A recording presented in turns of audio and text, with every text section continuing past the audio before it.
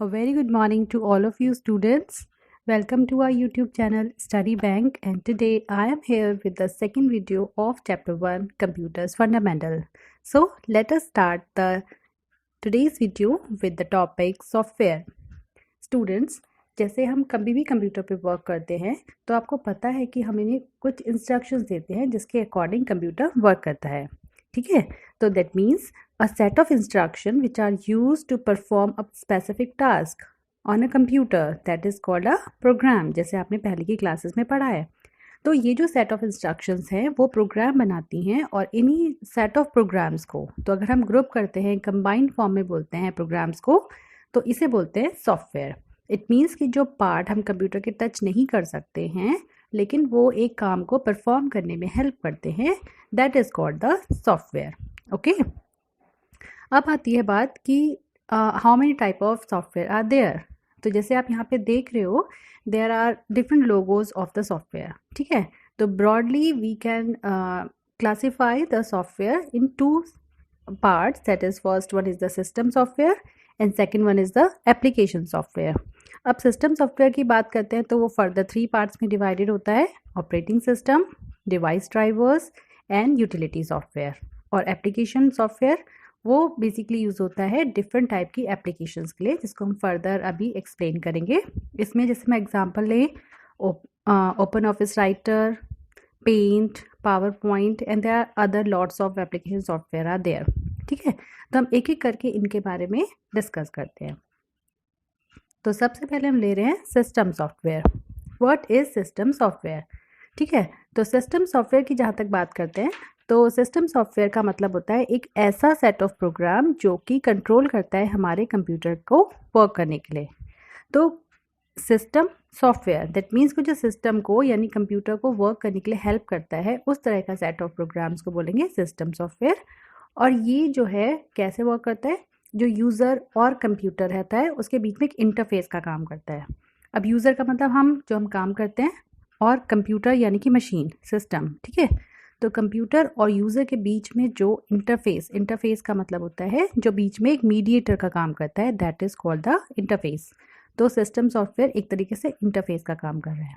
And it is divided to 3 parts: operating system, device drivers and utility software. तो अब हम एक एक करके इन तीनों को जो है एक्सप्लेन करेंगे कि क्या क्या चीज़ें ये होती हैं. फर्स्ट है हमारा ऑपरेटिंग सिस्टम. ऑपरेटिंग सिस्टम का मतलब होता है कि whenever you work on a computer, just अगर आप अपना सिस्टम ऑन करते हैं तो उसमें विंडोज़ आती है, आप उसमें कहीं पे स्टार्ट बटन पे क्लिक करते हो, किसी आइकन पे क्लिक करते हो, तो दैट मीन्स कि जब आप विंडोज़ पे वर्क कर रहे हो तो वो आपको जो है कंप्यूटर पे वर्क करने के लिए एक मीडिएटर का वर्क कर रहा है. मीडिएटर मतलब इंटरफेस. ठीक है, तो अगर वो विंडोज़ नहीं होगी तो आप काम नहीं कर सकते हो. तो ऑपरेटिंग सिस्टम क्या होता है, it is an interface between the computer and user मतलब हम लोग. तो ये जो इंटरफेस का काम कर रहा है ये हो गया ऑपरेटिंग सिस्टम. यहाँ पे आप बहुत सारे लोगोस देख रहे हो, यानी कि कौन कौन से डिफरेंट टाइप के आपके ऑपरेटिंग सिस्टम्स हैं. तो अगर हम ऑपरेटिंग सिस्टम को डिवाइड करें या क्लासीफाई करें, there are 2 type of operating system. First one is character user interface, it is also called the CUI. और दूसरा होता है ग्राफिकल यूज़र इंटरफेस यानी कि GUI. अब कैरेक्टर यूज़र इंटरफेस का मतलब होता है कि जब आप किसी ऑपरेटिंग सिस्टम पे काम करेंगे तो आप उसमें सिर्फ टाइपिंग वर्क कर सकते हैं. ठीक है, कोई उसमें पिक्चर या फिर माउस ऐसा कुछ नहीं यूज़ करेंगे. इसका एग्जांपल है DOS यानी कि डिस्क ऑपरेटिंग सिस्टम. दूसरे ग्राफिकल यूज़र इंटरफेस, इसका एग्जांपल है हमारा विंडोज़ और उबंटू और many more others are there, जैसे आप लोगों में देख रहे हो यहाँ पे.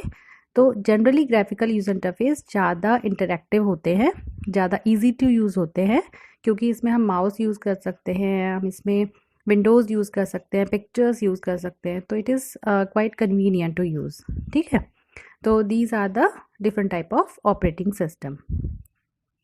अब हम बात करते हैं second category, that is device drivers. Device drivers का मतलब होता है कि whenever we work with the computer तो there are lot of accessories are there. तो सपोज़ हमें प्रिंटर यूज़ करना है, सपोज़ हमें माउस यूज़ करना है, सपोज़ हमें कीबोर्ड यूज़ करना है, या कोई और डिवाइस वेबकैम यूज़ करना है. तो कुछ भी अगर हम डिवाइस यूज़ कर रहे हैं तो उस वक्त क्या होता है, कि हमारा जो कंप्यूटर होता है उसका जो ऑपरेटिंग सिस्टम है वो उसको रिकॉग्नाइज कर ले, उसके लिए हमें कुछ सॉफ्टवेयर यानी कि पर्टिकुलर प्रोग्राम को इंस्टॉल करना होता है। तो जो ये प्रोग्राम्स हैं जो पर्टिकुलर डिवाइस को रिकॉग्नाइज करने के लिए हेल्प करते हैं कंप्यूटर को, that is called the device drivers. ठीक है, तो डेफिनेशन की बात करते हैं। तो a device driver is a computer program that operates और control a particular type of device that is attached to a computer, that is called the device drivers। जैसे आप यहाँ पे इमेज में देख रहे हो, there is printer, USB, pen drive, mouse etcetera. तो ये जो है डिवाइस ड्राइवर ऑपरेटिंग सिस्टम के साथ जो है हेल्प करते हैं उसको रिकॉग्नाइज करने में। ठीक है, next category is utility software. अब यूटिलिटी सॉफ्टवेयर का मतलब क्या होता है, क्योंकि ये सिस्टम सॉफ्टवेयर के अंडर आते हैं, इसका मतलब हमारे कंप्यूटर की स्मूथ फंक्शनिंग के लिए हेल्प करते हैं। ठीक है, स्मूथ फंक्शनिंग का मतलब होता है कि अगर हम इंटरनेट यूज़ कर रहे हैं तो इट मे बी कि हमारे सिस्टम पे जो है वायरस अटैक हो सकता है। ठीक है, तो कंप्यूटर प्रॉपर तरीके से वर्क नहीं करेगा अगर वायरस अटैक होता है, वायरस हमारे सिस्टम पे एक्टिवेट हो जाता है। तो हमारे सिस्टम की स्मूथ फंक्शनिंग यानी कि उस वायरस अटैक को रोकने के लिए हेल्प करते हैं हमारे एंटीवायरस सॉफ्टवेयर। तो antivirus software is an example of utility software. Okay, इसके अलावा कभी कभी कंप्यूटर जो है ऑफ हो जाता है। ठीक है, लाइट चली जाती है या कुछ और प्रॉब्लम हो जाए या फिर कंप्यूटर कभी सिस्टम डायरेक्टली बंद हो जाता है, तो ऐसी कंडीशन में हमारे डेटा को रिकवर करने के लिए, बैकअप के लिए जो सॉफ्टवेयर हमें हेल्प करते हैं वो सारे होते हैं हमारे यूटिलिटी सॉफ्टवेयर। ठीक है, तो they are different type of software जो कि हमारे यूटिलिटी सॉफ्टवेयर में आते हैं। Next category is application software. तो फर्स्ट हमने पढ़े सिस्टम सॉफ्टवेयर और अब हम नेक्स्ट पढ़ेंगे एप्लीकेशन सॉफ्टवेयर। तो जैसे सिस्टम सॉफ्टवेयर वर्क कर रहे थे सिस्टम की स्मूथ फंक्शनिंग के लिए, ऐसी एप्लीकेशन सॉफ्टवेयर भी एक सेट ऑफ प्रोग्राम होते हैं, लेकिन वो एक सर्टेन टाइप ऑफ वर्क के लिए जो है हेल्प करते हैं। जैसे सपोज़ कीजिए अकाउंटिंग से रिलेटेड कोई एक प्रोग्राम बनाना है, यानी कि किसी की सैलरीज को अगर कैलकुलेट करने के लिए प्रोग्राम बना रहे हैं किसी फर्म की या फिर किसी इंडस्ट्री की, तो that is a software which is use in a particular area. तो that is a example of application software. ऐसी अगर हम बात करें कि अगर हमें जो है कैलकुलेशन से रिलेटेड वर्क करना है या फिर हमें जो है डॉक्यूमेंटेशन से रिलेटेड वर्क करना है, तो उसके लिए जो सॉफ्टवेयर होंगे that is called the application software. ठीक है, जैसे वर्ड है, एक्सेल है, अगर प्रेजेंटेशन की बात करें तो पावर पॉइंट है। तो these are different type of software which are use to perform a specific type of work या certain type of work.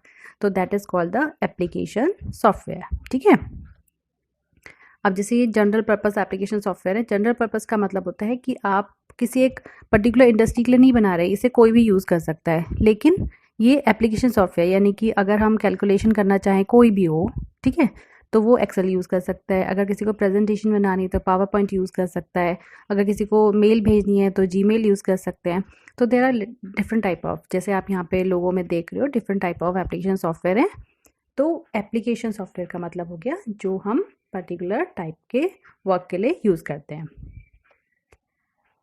Next very important topic is liveware. Liveware is a combination of two words that is live and ware. तो liveware का मतलब होता है कि कोई human beings जो भी कंप्यूटर पे वर्क करते हैं। अब कंप्यूटर पे वर्क करने वाले लोग कौन हो सकते हैं? आइदर प्रोग्रामर हो सकते हैं, ऑपरेटर हो सकते हैं, एडमिनिस्ट्रेटर्स हो सकते हैं, मेंटेनेंस वाले हो सकते हैं। तो कोई भी जो है वर्कर, स्टूडेंट्स हो सकते हैं। तो ये जो different type of human beings work करते हैं कंप्यूटर पे, that is called the liveware. Okay, अब आता है what is computer memory. That is very important students. जैसे आपको मालूम है कि कंप्यूटर हम बेसिकली यूज़ करते हैं कि हम बहुत सारे डेटा उसमें स्टोर कर सकते हैं, बहुत सारी कैलकुलेशन बहुत फास्ट कर सकते हैं। इसके अलावा बाकी डिफरेंट पर्पस के लिए हम उसको यूज़ कर सकते हैं। बट इतना सारा काम करने में हमें कौन हेल्प करता है? Computers memory. ठीक है, तो अब हम बात कर लेते हैं व्हाट इज़ कंप्यूटर मेमोरी। जैसे हमारे बॉडी में ब्रेन होता है हर चीज़ को स्टोर करने के लिए, समझने के लिए, सोचने के लिए, डिसाइड करने के लिए, ऐसे ही कंप्यूटर में ये सब कुछ करने के लिए होती है कंप्यूटर की मेमोरी। तो memory in computer system, there are two type of memory. First जो कैटेगराइजेशन है that is primary memory and secondary memory. ठीक है, अब प्राइमरी मेमोरी का मतलब होता है कि जब हम कंप्यूटर पे वर्क करना स्टार्ट करते हैं तो अगर हम कोई एक फ़ाइल बनाते हैं सपोज़ करें, ठीक है, तो जब हम कोई फ़ाइल बनाते हैं तो हमने उसे सेव नहीं किया है और अगर लाइट चली जाती है या आपका कंप्यूटर ऑफ हो जाता है तो आपको दोबारा आपकी फ़ाइल नहीं मिलेगी। इट मीन्स कि कंप्यूटर में कुछ जो हमारी फाइल्स होती हैं या डेटा होता है वो कुछ जो है थोड़े टाइम के लिए रहता है जब तक आपने उसे सेव नहीं किया है और इलेक्ट्रिसिटी जाने के बाद वो रिमूव हो जाता है या डिलीट हो जाता है। तो that kind of memory is called the primary memory. ठीक है, जो आपका ऑटोमेटिकली हट जाएगा जैसे ही आपका स्विच ऑफ होगा सिस्टम तब। लेकिन कुछ डेटा ऐसा होता है जो आपका परमानेंटली स्टोर रहता है, यानी कि आपने अपनी फाइल सेव करी और वो आप कल भी देख सकते हो, आप परसों भी देख सकते हो, आप बाद में भी देख सकते हो। इट मीन्स कि ऐसा वाला डेटा जो आप परमानेंटली स्टोर करते हैं that is the secondary memory. ठीक है ना, तो कंप्यूटर में बहुत ज़्यादा स्टोरेज का स्पेस होता है परमानेंटली स्टोर करने के लिए, that is the secondary memory. ठीक है, अब प्राइमरी मेमोरी की बात करें तो there are two type of primary memory. First one is the ROM that is read only memory and RAM that is random access memory. ठीक है, अब हम एक एक करके इन सबको अच्छे से एक्सप्लेन करेंगे और आप समझो इसको अच्छे से, और अगर कोई भी क्वेरीज हो तो आप बाद में पूछ सकते हो इसको। तो जहाँ तक हम बात करते हैं रोम और रैम किस तरीके दिखती है और क्या क्या उनके फंक्शन और एक्चुअली उनके स्ट्रक्चर्स है, तो फर्स्ट लेते हैं रोम, रीड ओनली मेमोरी। जैसे आप यहाँ पे पिक्चर में देख रहे हो बेटा, this is the structure of read only memory and ये जो है आपका मदरबोर्ड पे माउंट की जाती है जब ये सीपीयू के स्ट्रक्चर बनाई जाती है। ठीक है, this is a non volatile memory. Non volatile का मतलब होता है कि ऐसी मेमोरी जब इलेक्ट्रिसिटी ऑफ भी हो जाती है या आपका सिस्टम ऑफ भी हो जाता है तो भी ये मेमोरी यानी कि ये डेटा जो इस पर होगा वो रिमूव नहीं होगा, डिलीट नहीं होगा, तो इसे बोलते हैं नॉन वॉलेटाइल। ठीक है, अब जैसे इसके नाम से आपको मालूम पड़ रहा है रीड ओनली मेमोरी, इसका मतलब this is a kind of memory which you can only read.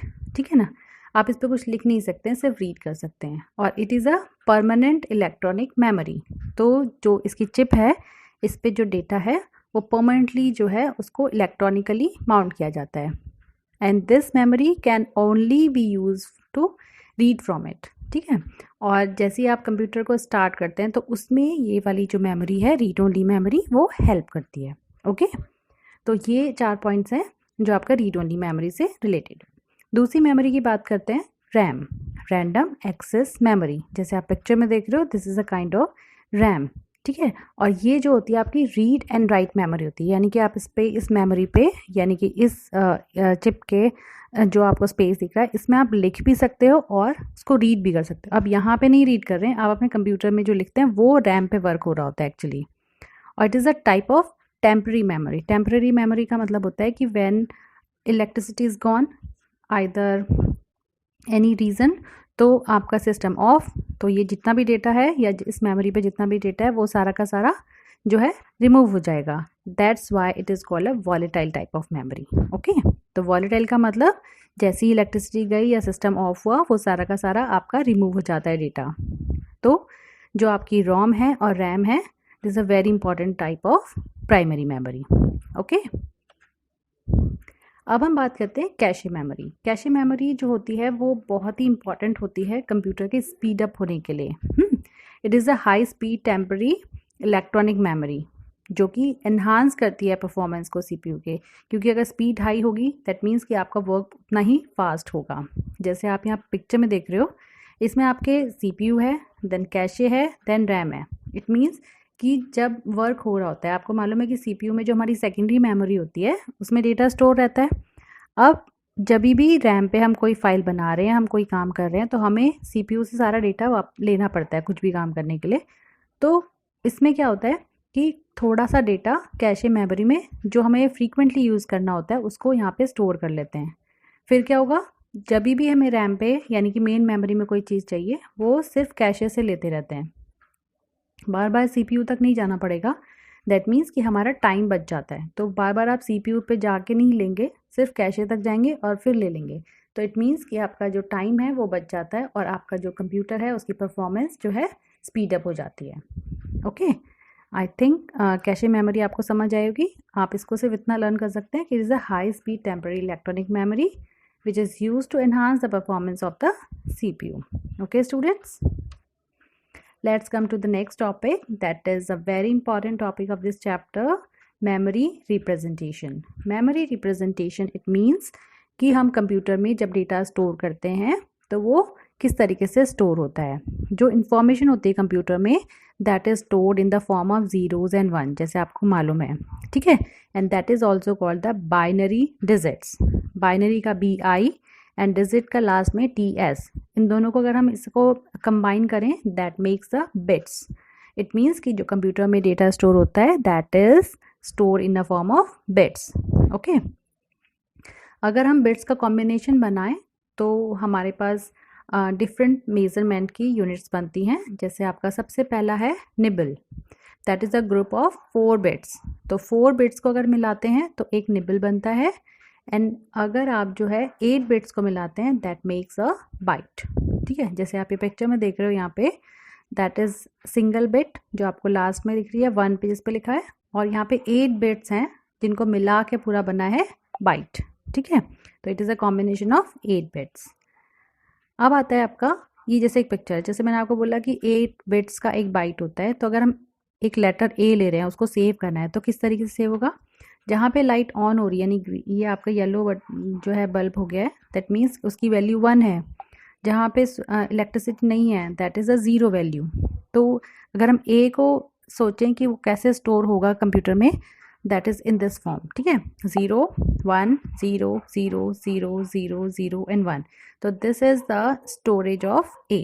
ऐसे करके सारे डेटा को स्टोर किया जाता है कंप्यूटर में 0 एंड 1 की फॉर्म में। अब जैसे निबल हो गया और बाइट हो गया, ऐसे ही आगे आता है आपका वर्ड, यानी कि जब हम कंप्यूटर में डेटा स्टोर करते हैं तो कंप्यूटर जो होता है फिक्स्ड साइज़ के ग्रुप ऑफ बिट्स में स्टोर होता है that is called the word. तो ग्रुप ऑफ बिट्स जो एक फिक्स साइज के कंप्यूटर में यूज़ की जाती है that is called the word, और this is the basic unit of data in the computer. तो अगर क्वेश्चन आता है what is the basic unit of data in a computer, you can say it is a word, ठीक है। जैसे आपका 8 bits का बाइट हो गया, ऐसे ही आपका जो वर्ड होता है, अगर आपकी मशीन 16 बिट की है, 32 बिट की मशीन है, 48 की है, सो ऑन आगे और भी होते हैं। तो ये डिफरेंट टाइप ऑफ वर्ड, तो जितना ज़्यादा वर्ड का आपका स्टोरेज होगा उतना ज़्यादा डेटा आप स्टोर कर सकते हैं। This is a chart of the memory measurement units, ठीक है। तो ये बहुत इंपॉर्टेंट है, ये आपको आना चाहिए। सबसे पहले लिखा है बेट, इसका एब्रीविएशन है B, और इसमें जो है डेटा स्टोरेज जो होता है वो सिंगल 0 या 1 स्टोर हो सकता है, ठीक है, या तो 0 स्टोर होगा या फिर 1 होगा। निबल जैसे मैंने आपको बताया 4 बिट्स से मिलके बनता है। Byte that is made up of 8 bits, ठीक है, इसको B से आप रिप्रेजेंट करेंगे। देन आते हैं किलो बाइट, तो 1 kilo byte is equal to 1024 bytes. Megabyte, 1 megabyte equal to 1024 KB यानी kilo bytes, and so on. तो इस तरीके से हमारी जो डिफरेंट यूनिट्स हैं वो कौन कौन सी हैं, bit, nibble, byte, kilobyte, megabyte, gigabyte, terabyte, petabyte, exabyte, zettabyte and yottabyte. तो these are the different measurement units of the storage. तो अगर हम कंप्यूटर में डेटा स्टोर करते हैं तो इस तरीके से हमारा डेटा स्टोर होता है। अब लास्ट है आपका कि कौन से सबसे छोटा यूनिट है और कौन सा सबसे बड़ा यूनिट है। तो bit is the smallest unit of storage, then byte, then kilobyte, then megabyte, then gigabyte, then terabyte and so on, जैसे अभी आपने बताया, ठीक है। तो ये है हमारे डिफरेंट मेमोरी यूनिट्स। तो स्टूडेंट्स आई थिंक आपको ये चैप्टर क्लियर हो गया होगा। हमने 2 वीडियोस बनाए इस चैप्टर के, computer fundamental part 1 and computer fundamental part 2, और इसमें हमने जितने भी टॉपिक्स कवर किए हैं I hope I made my self clear. Still, if you have any queries regarding the chapter topics, you can ask in the comment section. And if you have any suggestion, you can also comment on comment section. And thanks for watching. Keep healthy.